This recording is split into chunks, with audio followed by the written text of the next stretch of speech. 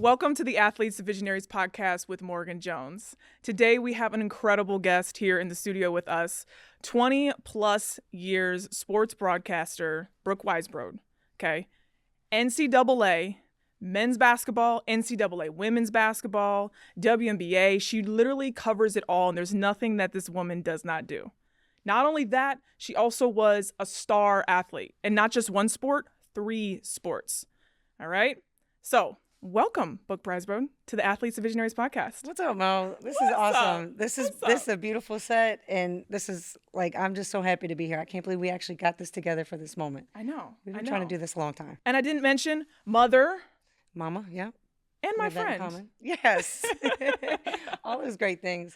And we met, just so organically on a basketball court, just like literally walked right up to each other. And it was like, you're cool. All right, we're going to be friends now. I'm telling you, it's the energy, it's the aura. It's like the way you move is special. Oh, it's special. You. It's a very much an aura, as the new, it is some new lingo. We'll get there though. I'm sure we used to say something that sounded crazy too, but yeah, we're catching on quick. We are. So take us back, all right? Yeah.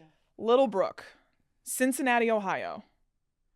Who did she dream of becoming? Talk to us about Little Brooke. Okay. So the first dream I remember having was to be a professional tennis player. I was obsessed with Andre Agassi.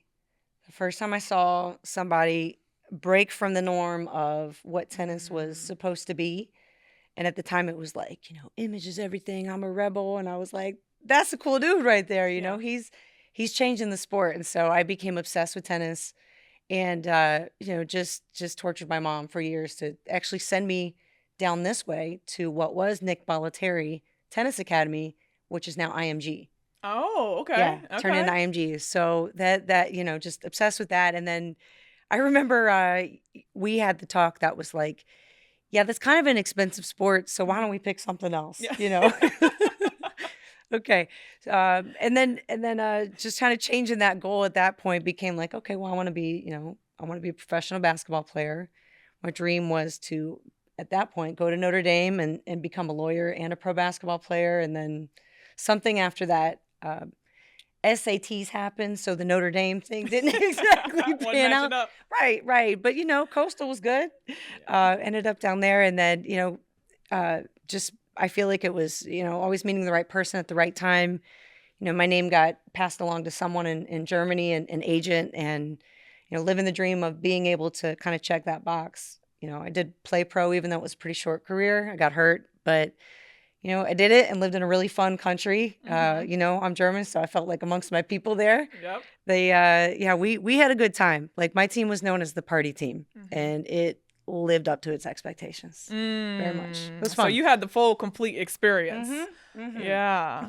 Well, I think it's awesome that you started off in tennis and you came to the reality I'm sure a lot of families come to where it's like, okay, this sport's a little expensive. The equipment's starting to get a lot, like the travel, the commitment levels and whatnot. And then, it also sheds light on what's happening right now, that like 7 out of 10 young people are dropping out by the age of 13. Mm-hmm.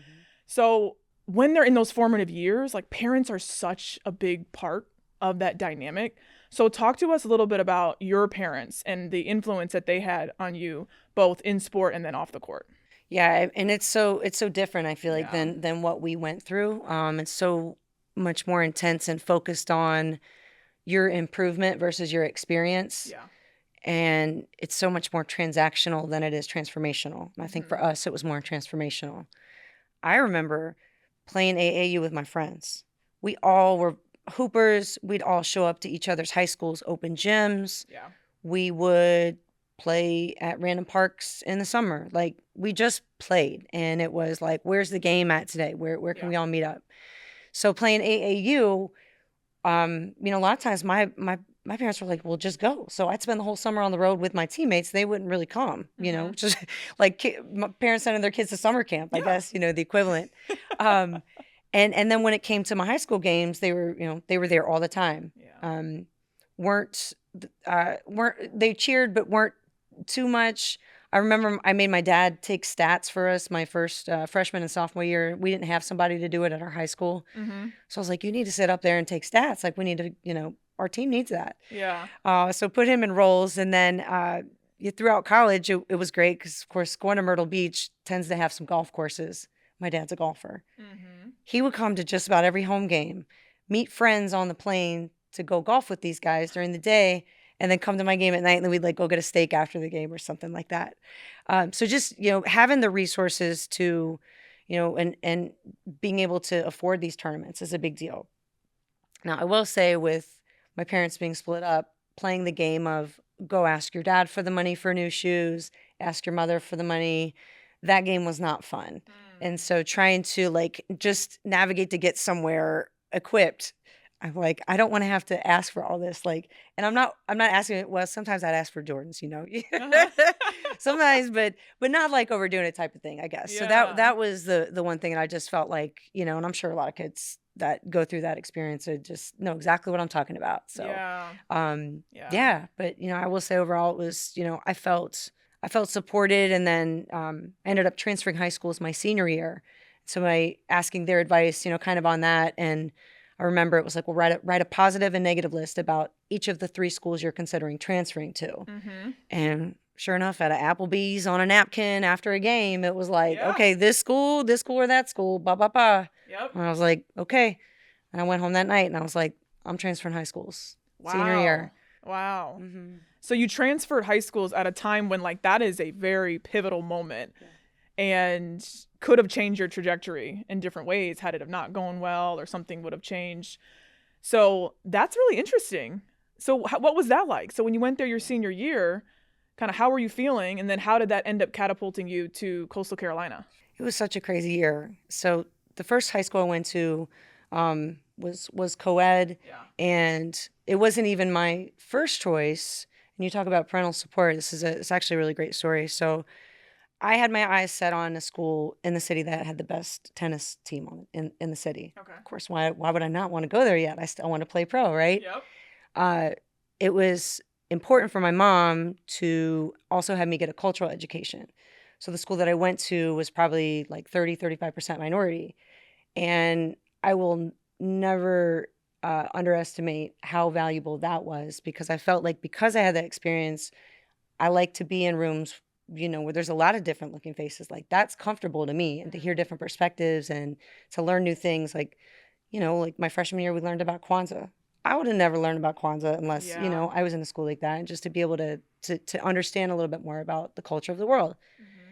Well, by my junior year, unfortunately, the team that I played on, we were not great. Now they're a top 25 team. I love to see it. Mm-hmm. At the time, we were struggling. School was not probably as challenging as it should have been. I was sleeping a lot in class and then saving my energy for practice. So whatever. So I remember my sister was an assistant coach on one of the teams we played against in one of the schools I was considering transferring to.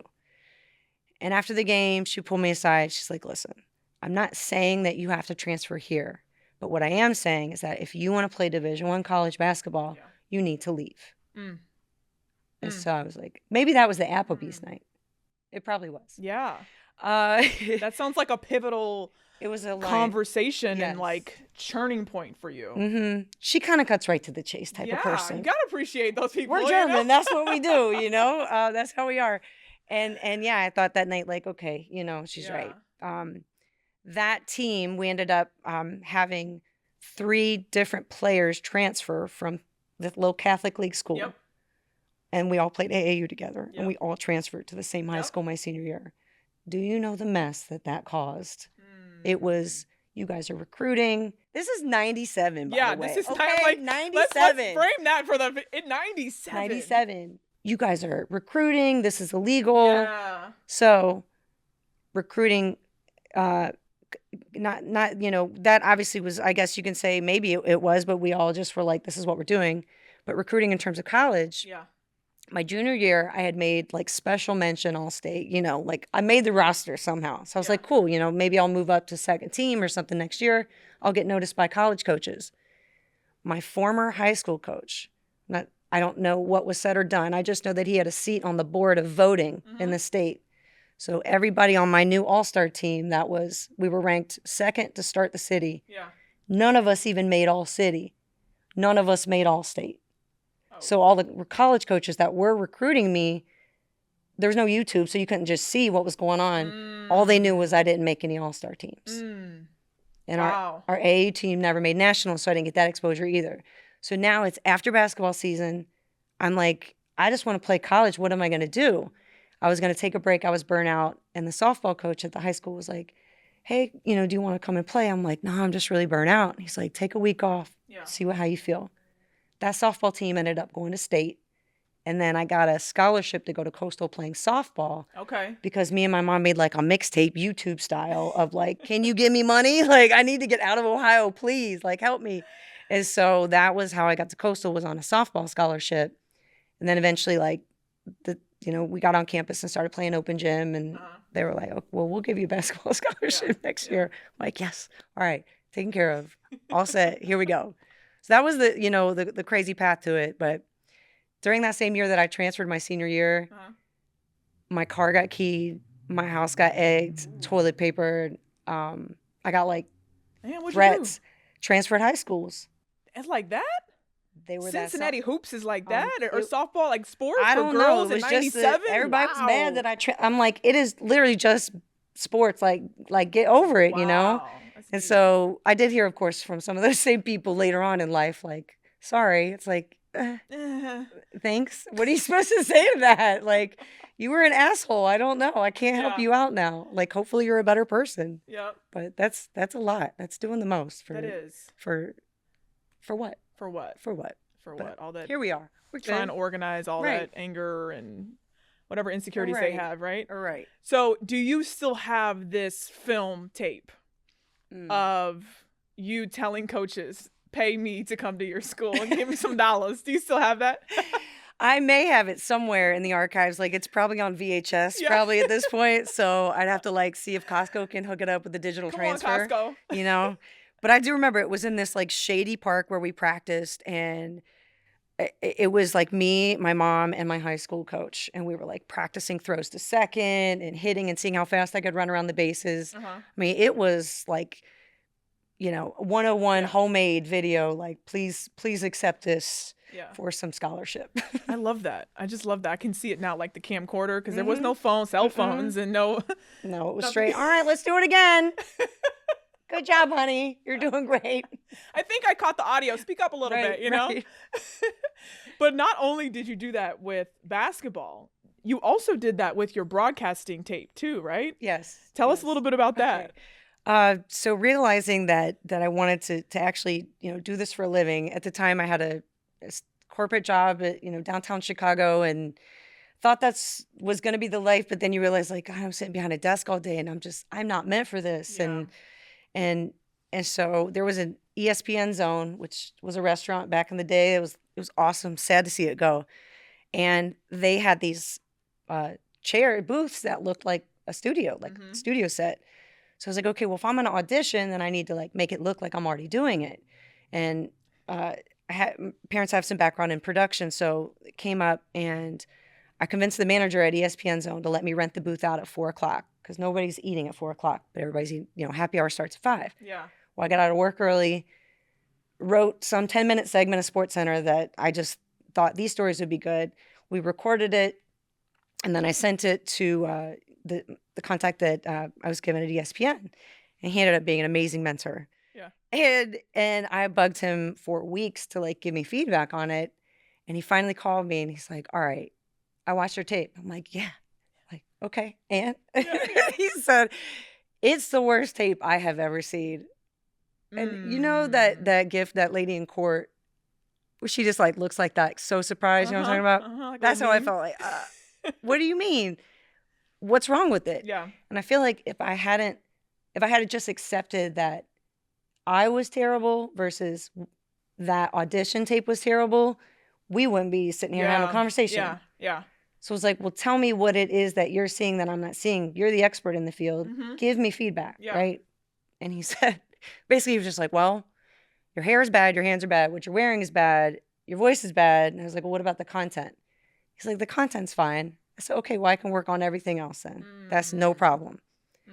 So from there, it's like, what do you do? How do you like get better? Yeah. And the only things that I could sort of think about was like, you're you know, I'm doing the right job, but I'm not being like myself. And I didn't think I knew that at the time. It was just like, you're trying to be better in what they want, but what they want is just for you to be yourself. And so this Yes. whole fight of trying to find, let me be perfect for no. And then once you start finally like being like, I don't care. I'm gonna do exactly me and take it or leave it. Like, this is who I am. Yeah. But getting there took like, you know, crazy things like taking improv classes at Second City. Yeah. So I'm in a room full of like regular actors and I'm just here to like learn how to interview somebody on the fly and be okay with it. And so you get like, talk about being uncomfortable, like sweating through shirts. Just like, I do not want to be here. This is so awkward. I'm screaming through a wall. Like, we're doing all these weird breathing exercises. But you come out on the other side and you're like, okay, nothing can kind of faze me anymore about that. And at the time, I was dressing extremely sporty because I just gotten done playing professional basketball. Like, I don't know it. Like, Limited and Express were really high end. You know what I'm saying? And that's all I was wearing to work. It was just so basic. And so my friends used to call me Sporty Spice, like making fun of me because none of them played sports. Yeah, Sporty Spice is pretty accurate. Yeah. So I was like, okay, well, you know, teach me a little something about fashion. So being around them, like, I would learn a little bit. And then the tables turned later when like athleisure became a thing, you know, and then we sort of got like, it was like, okay, this is the mode. This is exactly where we need to be for anything clothes related. But yeah, just kind of learning all those little nuances and then just understanding your own take on something is the best. Yeah. And the best advice I ever got was have a take and don't suck. Have a take and don't suck. Yeah. Like, defend your position. Shout out Chris Farrow. 20 plus years later. I'm hearing so much there too, like, especially just the one, like, the initiation. Like, you were initiating towards your goals. Like, it's not like you were ever sitting back and being passive. You're like, no, I want this. I'm going to go do this. Like, for you and to grab mom in the camcorder and be like, let's go downtown. We're going to totally make this up. I'm going to ask the guy if I can sit at the booth and I'm just going to make up a 10-second clip and send it to ESPN. Like, the boldness in that, I think there's like a big moment of pause there of women who are looking to reach another level or go to a different space or accomplish something more, of like how much sometimes it is putting yourself out there and then being ready to receive the feedback, whether you like it or not. And that conversation that the feedback that he gave you makes me think too about parts of my journey where often the turning points weren't when somebody told me I was great at it. Like, oh, you're doing so good. No, this is so good. You have so much potential. It was oftentimes like the person that came in and said, like, actually, you're not that good. Actually, no. You know, and how do you use that when you get it? It's like, you were like, no, give me that feedback. Let's refine this. Okay, I can change these things. And then you kept going with it. It's almost like, you know, I like to think too, you know, and I tell this to my son all the time. I'm like, if people are not correcting you and everyone's just like yesing around you and just thinks you're so great, like, you got the wrong circle. You need somebody around you or people around you that are going to tell you that, hey, listen, you ain't got it all together, you know, and appreciate that, because that's the only way you really get better, because we can't always see ourselves. So I love that you were just like so open to that. You drove that and you used that to like progress your career. But let's pause there too on just the authenticity that you've been able to maintain from the lessons you learned about, hey, look, they don't want a carbon copy, like, of everything. Like, be you. That's what actually ends up attracting that. Like, now with NIL, right? Name, image, and likeness, right? This is a whole thing. Athletes are so accustomed to doing the thing the right way with results and 1 + 1 = 2. With NIL, name, image, and likeness, that has passed in 2021 and has completely changed the game in a lot of ways. Authenticity is needed more than ever right now. Athletes who lean into their story and their uniqueness will be the ones that truly benefit from this era. What's your like advice? What's your take on authenticity in the NIL space? Yeah, or like for athletes. It's fascinating, isn't it? I mean, it's hard to not sort of understand that you're on everywhere that you go. And again, that's something we didn't have to be aware of at the time. So for them, it's like a camera's probably on me most of, if not all the time. Yeah. In addition to that, the incentive, if I go in front of the camera and do something, I could potentially create more revenue and value for myself, is also very enticing. So I think there's a lot of things that they have to be aware of at the exact same time and stay disciplined on and what they want to get better at doing. So you can't be working on your game and working on your following at the same time, unless, you know, you sort of have something like this, right? Where maybe you're working on your game and somebody's filming it. But I can only imagine going to school now, having like, you know, maybe I started at Coastal, right? I had a decent freshman year. Would I stay now if like an ACC team came and was like, I can offer you $250, you know, or even $100,000 at that time? And it's, I understand the fan and the criticism saying like players are just jumping ship and this is their fourth school or their sixth school. Like I called a game this year, a guy was at 6 schools. And I'm like, sir, you need to graduate. It's time and ready. Yeah. However, you're 8. You're 8. Where is a 22-year-old going to step in and make $250 a year in a life job? Yeah. They're not. So I don't blame anybody for maximizing their opportunity and the pressure that they probably carry to be now the breadwinners in their family. And a lot more women, younger and younger, are going to carry that responsibility because of NIL. Yes. Because we as women offer more value, I believe, with social media. Yeah. We're better at it. We're more engaging. We know how to finesse it and use it and move with it.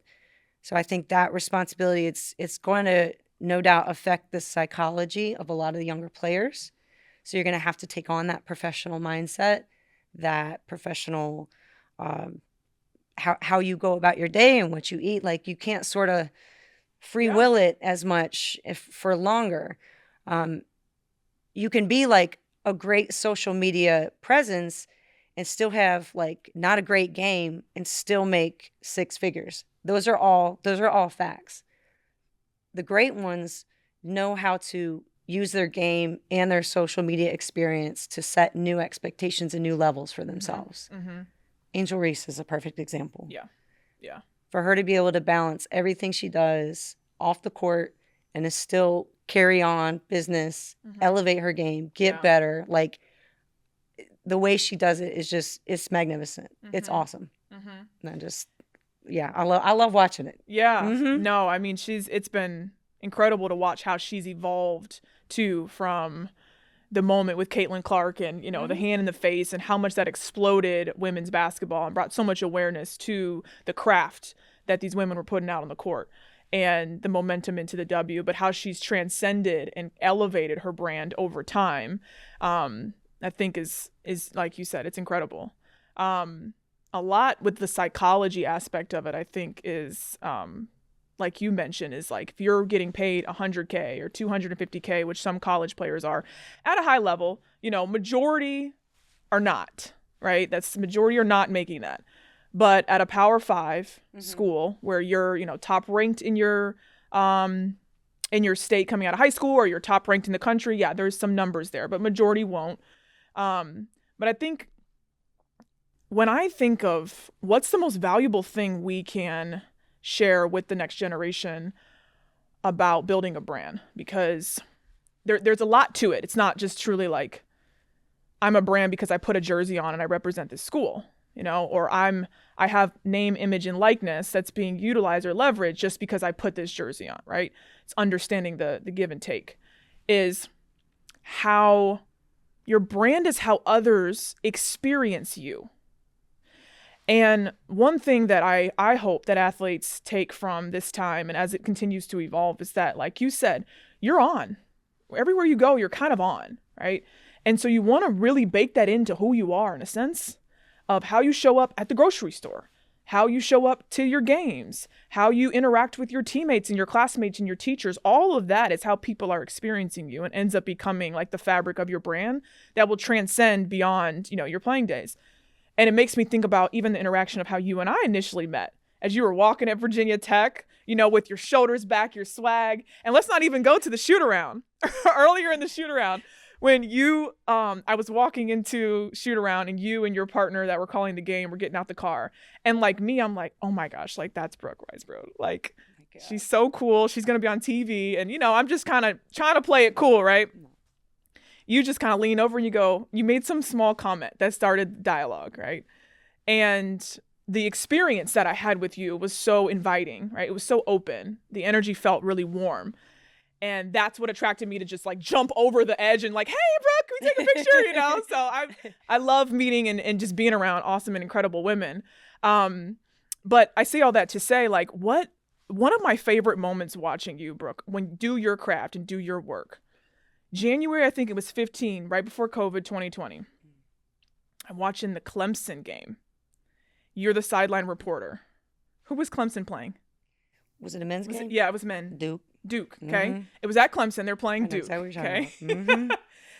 Buzzer goes out. Clemson beats Duke. You're a sideline reporter. The entire arena starts rushing the court. And you have one job. So tell us about that one job and then what that experience was like. Oh my God. My one job was to find a mirror. And Clemson fans are the best.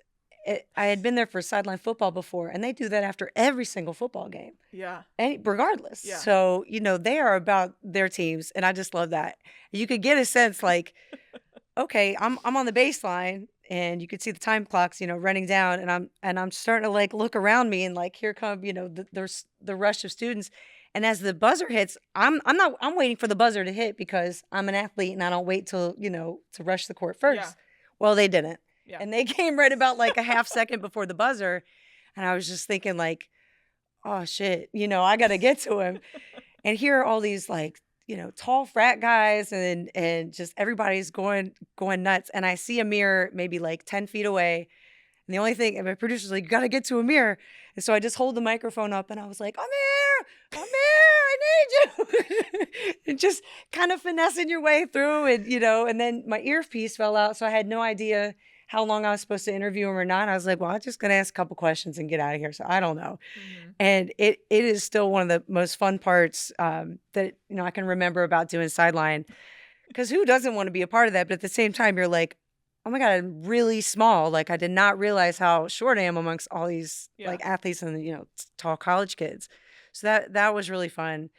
And man, I feel like I have the Duke curse because sometimes I'll be on sideline for them. I've witnessed like 2 or 3 losses, which is very rare, obviously for Duke men's basketball. So I was like, I don't think I'm gonna get invited back after this one. Duke's gonna be like, is Brooke Weisbrod on sideline? She can't come. She can't come. Yeah. Sorry. Yeah. I mean, I can only imagine too. I mean, you have so much experience, and that was probably 15 years into your career. So but the pressure in that moment and the poise that you had at the same exact time is a lot like playing a game, right? Mm-hmm. Last second shot, you have to get it done. Mm-hmm. Whatever the play is, it's got to happen, and you got to figure out a way. So I'm sure internally you were like high pressure, just like very much adrenaline moving like everyone else, but internally you had a job and you had to stay grounded. But I'm really curious, and like, how do you stay grounded in high pressure situations? Almost like where your producer goes, all right, Brooke, we're going live in 3, 2, 1. And on the other side of your camera are probably 1.2 million people listening to your take on the last play. So I look at it as that is a piece of glass that I'm talking into, However, I know that there are people who are enjoying what we're talking about at home. So it's like, I try to separate it from the audience to like, if I was talking to you, the viewer at home, what would I want you to know about this game? Like, oh, you got to watch because, she's about to go off. She just had 20 points her last 3 games. So I feel like it's more like I would just want to have that one-on-one conversation with you, the viewer at home, who's just like a fan anyways, just like, tell me about the game. But in moments of, this was funny. So the playoffs this year for the W was that, the Valkyries had to move down to San Jose because there was an ice figure skating. Okay. Am I saying that right? Figure skating. Figure skating, yep. Yeah, why on the ice. Brain fart. Blonde moment. So anyways, the wiring was not set up for basketball. And the announcers their mics go off, and my producer goes, you have to do play-by-play. I'm like, what? I don't have a computer in front of me. There's like a box score next to me. I'm like, okay, well, let me grab this. And I'm like, hey, you guys, you got to kind of deal with me for the next couple of minutes. Like, I'm going to do my best, and I'm just trying to follow and like, who's got how many fouls and how many points is that for this person? When I tell you, I have so much respect for the play-by-play position.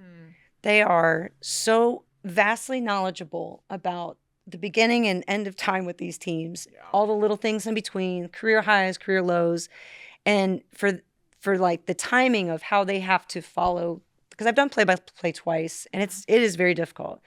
It's fun because it's difficult, and those who do it the best and can do it like carrying on a conversation and set you up and dive into the excitement at the same time, that's just so much fun. And just a little quick side note, I love working with female play-by-play. It's just like a totally different vibe to call in the game too. And there's been more in the last couple of years than I've seen. For anybody that wants to get into this business, that is a huge opportunity, especially to work all year long. Yeah, yeah. That's incredible. What is, and I know it's such a highly desirable career path. I mean, there's tons of athletes that I speak to. I'm like, so what do you think you're going to do after sport? And they're like, well, I'm really into broadcasting. I might want to do broadcasting. And I can remember even being in college and kind of towards the end, I started going, oh, what about broadcasting? I think I want to do broadcasting. And at the time I had a call with like LaChina Robinson and just kind of was asking questions and whatnot. But very desirable career path. But it's kind of like almost professional sports. What, like less than 2% will ever make it like on a live game, if you will, and how small that pool is. So give us like one of your best tips, which honestly, if anyone's listened to the whole conversation, they should already know like what you've done, but your best tip, and then what is like the biggest misconception about your job? The best tip to become a broadcaster, right? Break into it. Start with your phone. You already have a TV network in your hand. Yeah. Build your thing and be consistent about it. You don't have to be perfect. You just got to be consistent and show up.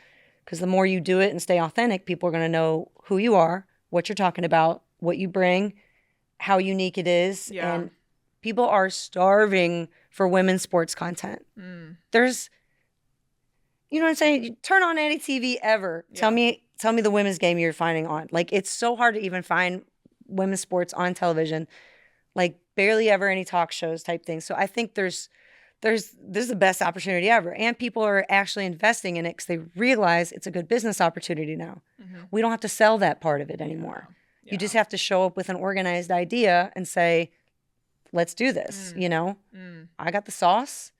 You got the other part of the groceries. Let's go. Let's make some dinner. Let's go. So I think that's like just the best advice I can give is, pick a sport, do a thing, like 1 minute a week video you could probably even do just to get yourself going.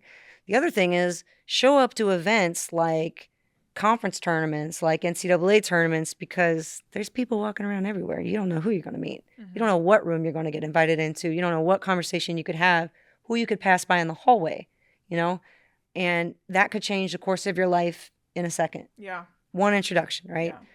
Yeah. Be prepared to hear a million no's, and that's fine.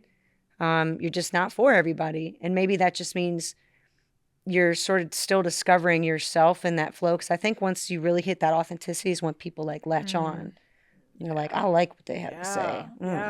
Yeah, that's something I haven't heard yet. Or, they just sound so different, refreshing. Like, you just want to be yourself. And actually, to go back to the question you said about how do you keep yourself grounded, I mean, it sounds really nerdy, but like literally I breathe so much before I do a story, and learned through improv actually to speak from my diaphragm versus like up in here. Like if I'm like trying to tell a story. Wait, can I pause you? Can we do like a brief demo? You sure can. Okay. All right. Impromptu. This is going to be great for on camera too. So when you breathe, you want to, and my jeans are even tight too. God, like I got to cut out some things. Oh, that dang Gucci belt. Oh, yeah. It's Target. So when you breathe, you don't want your shoulders up. You want your belly out. Like you want a pot belly. And then as you let your air out, your belly goes back to normal. So take that deep breath in and you get your little pot belly out, your little beer belly. Versus. So when you speak from down here versus when you speak from up here, I sound more authentic coming through my diaphragm than I do talking from my chest and trying to get you to listen to my story and they did this and they did that versus, hey, I just heard from the coach on the sideline. Let me tell you exactly what she said when she looked so-and-so in the eyes. So like you sound different. And that was a very valuable exercise in learning how to do that. And you can just spend, 5 minutes of doing that in your hotel room or on the sideline or something. Like nobody has to see that to get you calm and ready to say what you have to say. And if I'm doing sideline, I will have probably rehearsed the story 16 times is the magic number of times for your brain to like remember a script or a scene or a story. So I have already written basically 30 to 45 seconds of what I'm going to say. And now it's about, I want to deliver it as if I was just saying it for the first time. And that it's not like trying to act it out because it's my words and I truly mean it. But I also have to make sure I bring extra energy because the camera filters out like 50% of what you're trying to get across. So you might in person be screaming, but then it comes through like the fire truck out here. You might be screaming, but then it comes through the camera and it just seems more like normal. Normal sounding. Yeah. I hope everyone just pauses right there and just realize they got about 25 years of wisdom in like the matter of a minute right there. If you're not taking notes and applying that, you're missing out big time. We'll make a checklist. We'll make a checklist. Right? Yeah, there you go. Wake up, like stretch. An athlete's the Visionaries playbook. Like this is how you do it. Yeah, like you can have fun, but like make sure you wake up and stretch and take a real long shower and like get prepared so that you can be relaxed. Yeah. Confidence from shooters comes from what? Getting in the gym, right? Yep. So it's the same thing with broadcasting. It's like I'm not going to be afraid of whatever happens in a game because I have what I need in front of me. But maybe I don't have to use all of these notes or even like 10% of it because there's a really good game going on. Yeah. And that's a better story than what I like, I have to get this fact in about this person. Like nobody cares at home. If something great happens, like I shut up because the crowd sounds amazing. So that's, I don't know, I'm going off on a tangent there. No, I'm with you because like it also is bringing me to, a lot of what I teach and what I'm about and the Vision Box is about is visualization. And how when you play out the best case scenario in your mind and walk through step by step of how you want something to go in your mind first, you increase your chances of it actually showing up live. I mean, there's many studies done on the free throws. Just like if you visualize yourself making the free throws when you get on the line, it's just like second nature. Your brain is already like, oh, I was here already. We already did this. So I'm curious if like, do you like visualize yourself sideline or all the scenarios of what could happen, them doing well? Like, what's your visualization process, whether it's intentional or unintentional? No, I love that. And you've taught me so much about that and just everything that I see like you do with the Vision Box as well. And I see these young women who like open it up and they're sitting there writing like, what is one word that, you want to describe yourself or what you want to achieve. And more times out of not, what I saw even just in that one exercise was confidence, and I think that, it makes me sad that age, and really like probably a lot of women, like that's the thing. Yeah. You talk to a lot of college coaches and they're trying to instill confidence in their players to shoot more.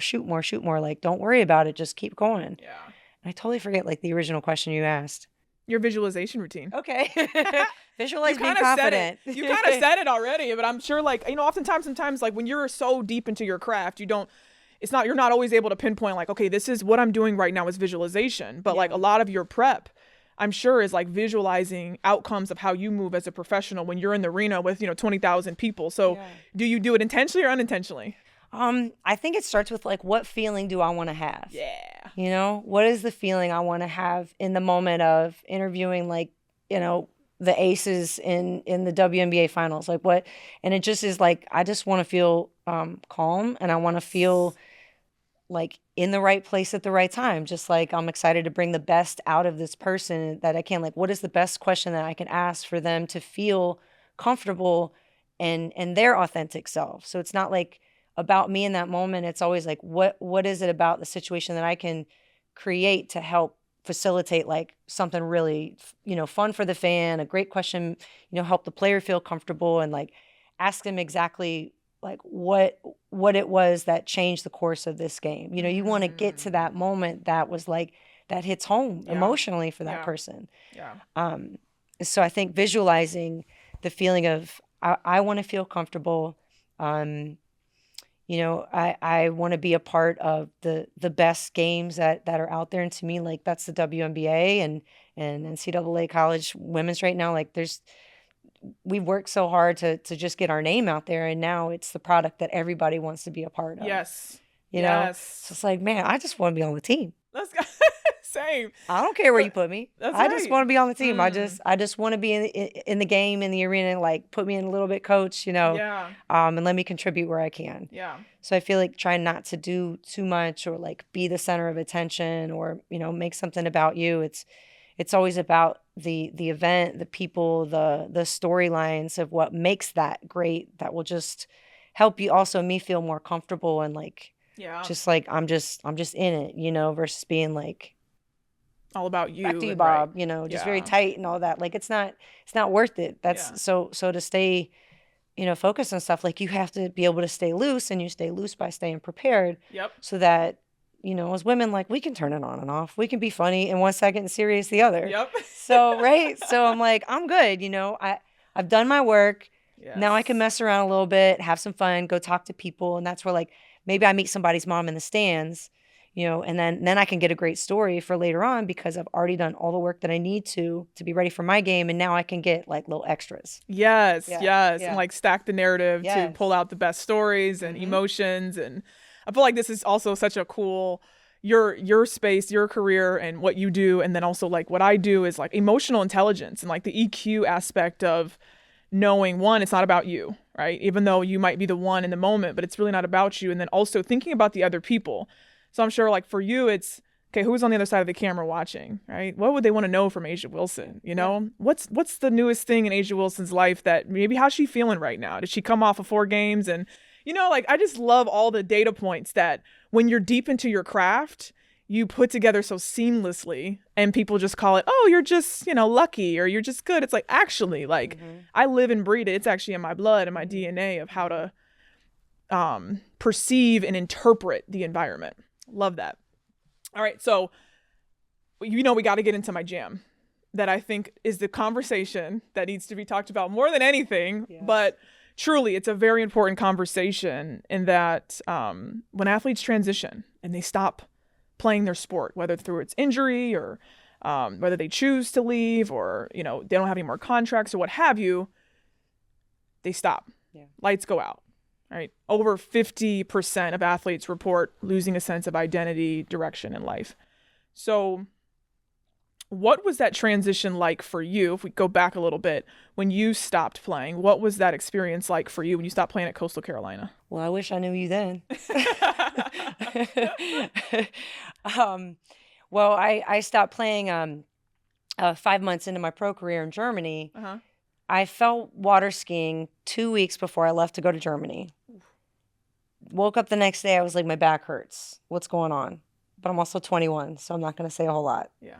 Go to Germany and play. Long, short story is I herniated 3 discs and developed degenerative disc disease just by falling water skiing. It was probably like built up some kind of something, and that was just the thing that did it.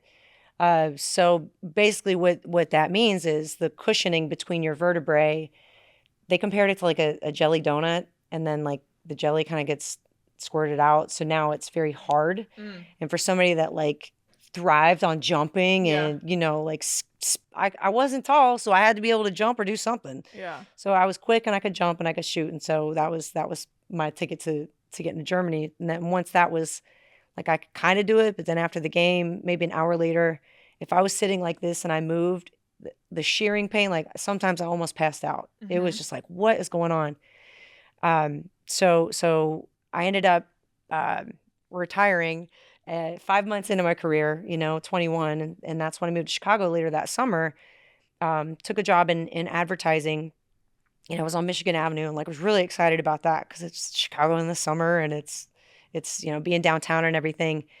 And when I tell you not being able to work out like normal because of my back, I'm sorry, I'm used to working out 6 hours a day and now I can't do anything. So not only did the depression hit, the pounds, because Chicago food.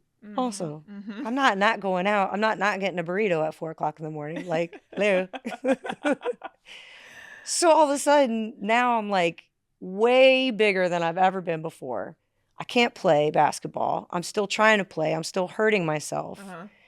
and I'm trying to find a doctor that would do something. The depression of the identity lost. People don't ask me about myself anymore. They don't ask me about how I did in my last game, how I'm going to do in my next game, where you going, where you playing.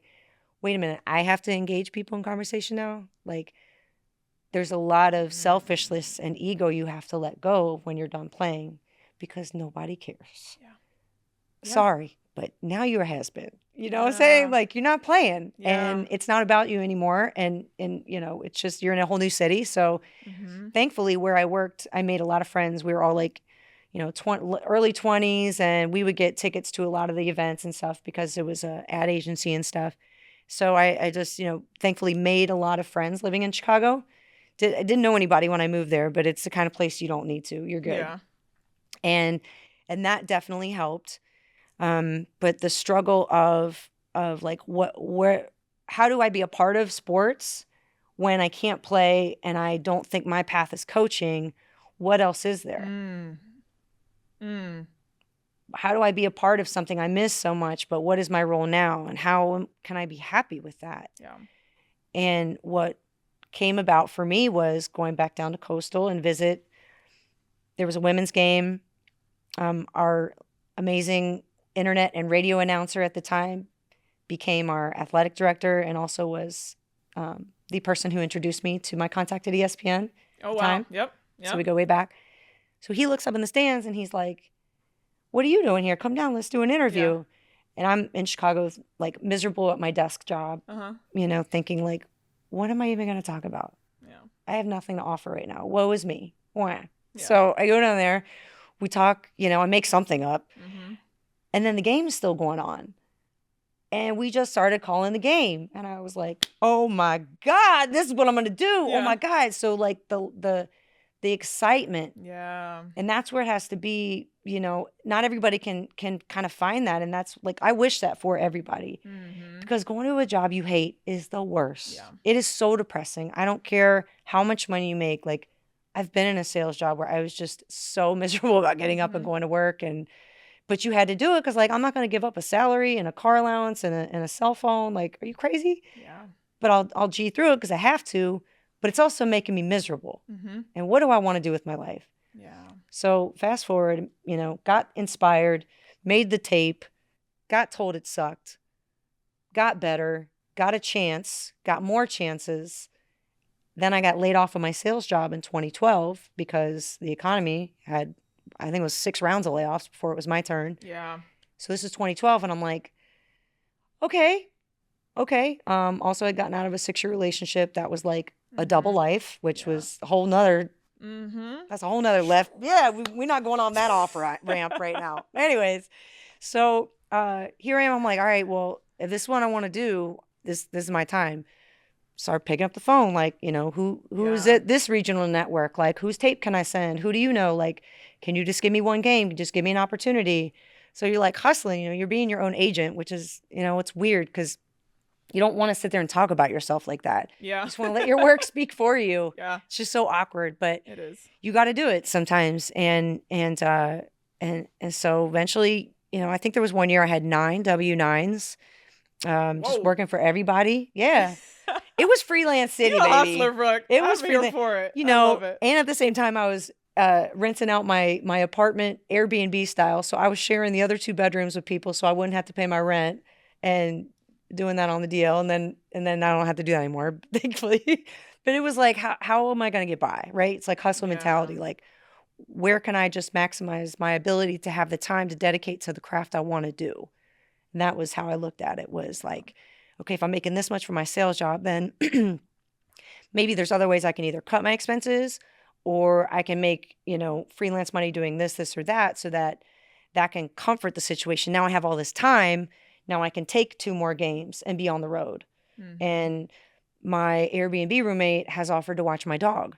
And now I don't have to pay a dog walker for the next 2 days. Yep. And I save that money. Like, you know what I mean? Like, that's the little itty bitty like stack mentality I used, you know, probably still have, but when you have to do it, you just do it. Yeah. Yeah. And that athlete mindset of like the strategy, okay, if this is the goal or this is working, and just taking all that feedback and like kind of, shaping it in a way that does give you like a path, a future, like a purpose, intention and whatnot. I love like the ego aspect of it in when athletes transition. And it's often not talked about enough because it's a very deep and personal journey of how do you unwire that ego to a point in which you have the narrative around it. Because the ego as an athlete absolutely has served you well on that court, right? Yeah. You need it. Yeah. You got to step out there and you got to have that alter ego, if you will. And, but what happens is like in after sports, like sometimes you're just like, oh, I need to get control of this thing because it's no longer serving me in the environments that I am, because I'm constantly offended. I'm having a lot of resentment, right? Unforgiveness. And I always say like athletes have to go through an unlearning journey, to get back to a sense of purpose and meaning and understanding that collaboration in life after sports is way more valuable than competition. And so how do you see the people around you and those that are building around you as collaborators? And hey, like, because what I find too is like, there's so many people that you're around that want to work with you, want to collaborate with you, want your experience, see you as incredibly dynamic because you have a skill set that a lot of them have never even gotten close to touching or experiences, that they want to engage that in some way. They want to learn from you. But often, because of the ego that's up, they don't allow that perspective and that experience to be transformed for something better. Hence athletes to visionaries, right? How can you go from this limited thinking of a transactional human being to thinking of yourself as like this vessel of all this information, all this data that you got through this experience? And then how can you, shift it into a mindset and a framework that essentially can move you forward in life and towards a new career? Because like you said, what if you don't want to go into coaching? It seems like that's just the default. Let's just jump over into coaching, which is nothing wrong. If you have a passion and you like people and you want to help people and you want to use your experience to help the next generation. But my goodness, now there's so many pathways, business, now with, the agencies, now with tech. I mean, there's so many spaces that really could utilize the skill set of athletes. And so we're just going to keep bringing awareness to this topic on why it's like so important, and how I always like any athletes that are listening, it's just, be gentle with yourself, be good with yourself, because it's not easy. And like you said, no one's asking about your game anymore. No one cares if you're at practice. No one's waking you up. You have no accountability, system built in.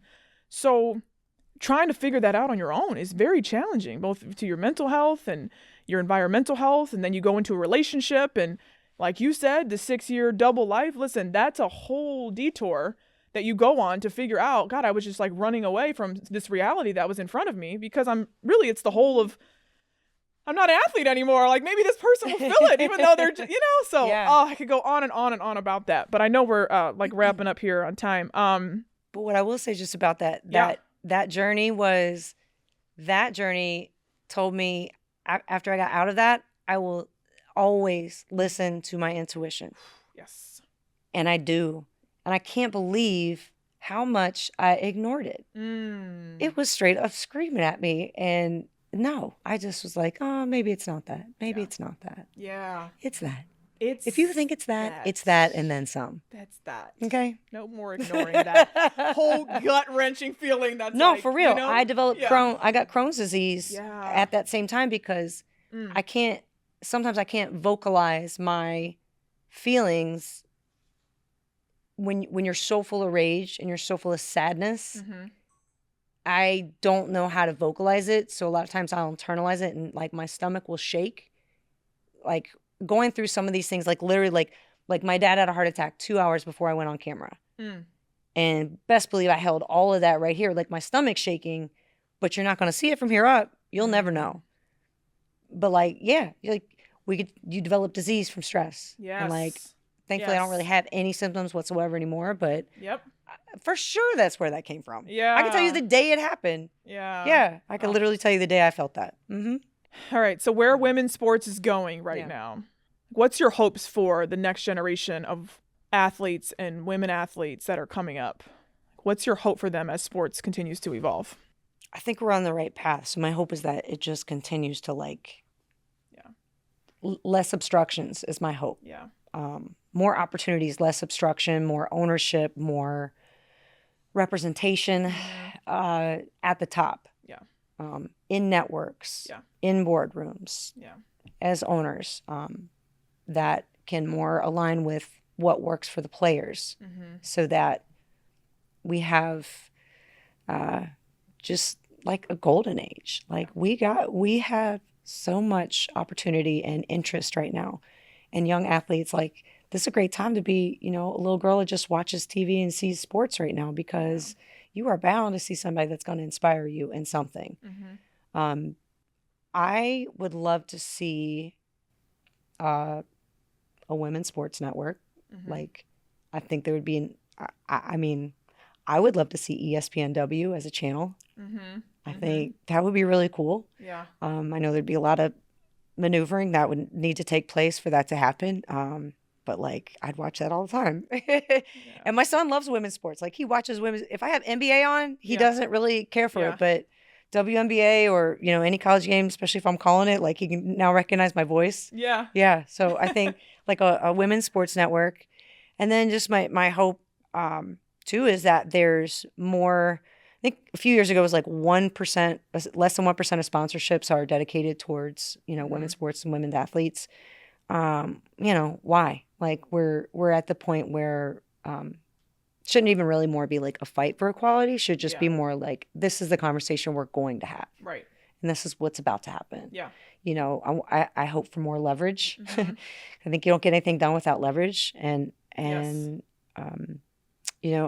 hope for the feeling that you describe with leaving one thing and trying to get to another. My hope is like there's like less depression and sadness during that time, because I really understand how dark that can feel for losing your identity, the relationship you had your whole life. You wake up and you play sports. Yeah.